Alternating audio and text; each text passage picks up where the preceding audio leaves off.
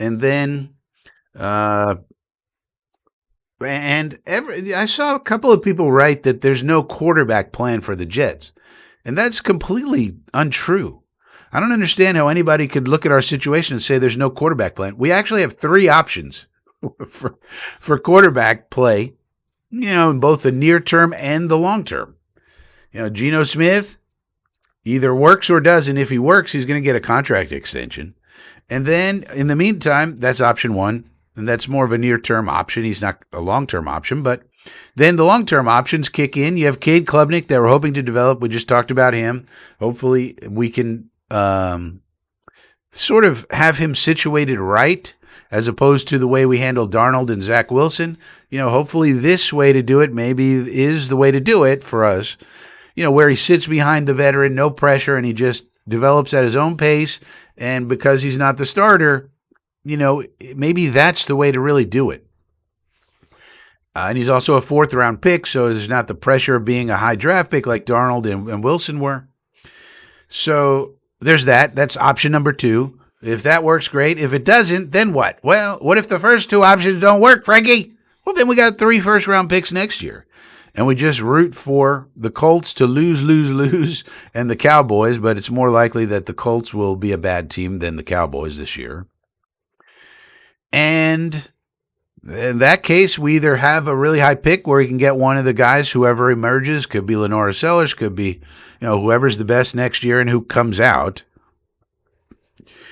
And we do that. That's option number 3. I mean, I don't know, for our situation, I don't know how we could be situated any better given what our choices were.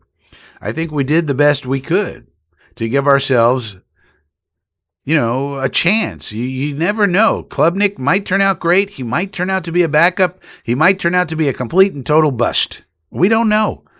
But we have him and we have Geno. Maybe Geno will be great. Maybe he'll be good. Maybe he's completely washed and he just stinks on ice. I doubt that.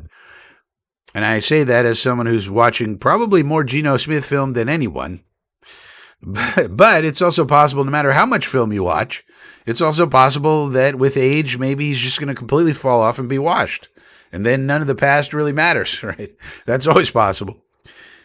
So the way I see it, we really have 3 bites at the apple for this particular regime to get the quarterback right, finally, after all these years.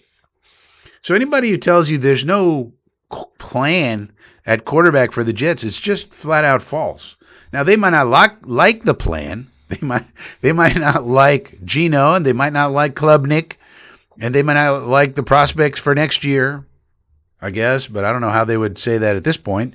We got to see how the year goes. As we've learned in these past few years, all the projections and stuff like that are almost always wrong for these young quarterbacks.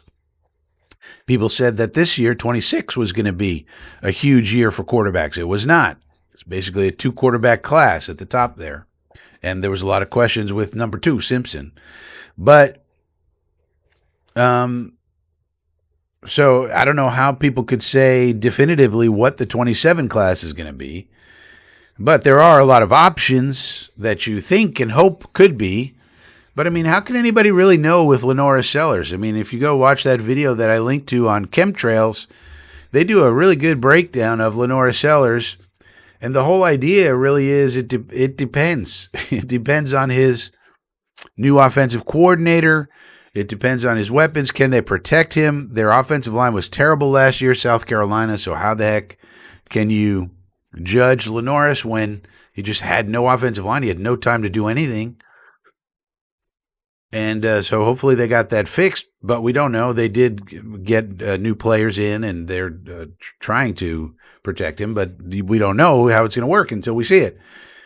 So that's a guy right there. That's one guy that could be the number 1 overall pick, or he could be a 4th-round pick, or he could be a UD. Well, he's not going to be a UDFA.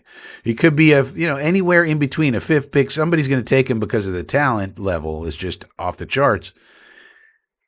But it's just a lot of outcomes that could happen. That's a high variance of outcomes. You have no idea. This is the same thing with Arch Manning. Arch Manning very clearly could be the number 1 overall pick, easy.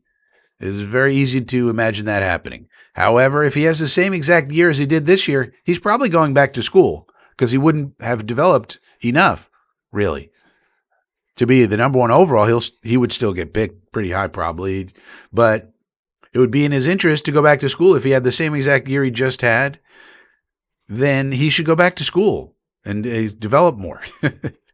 And with the money they're paying him, no reason not to, really. So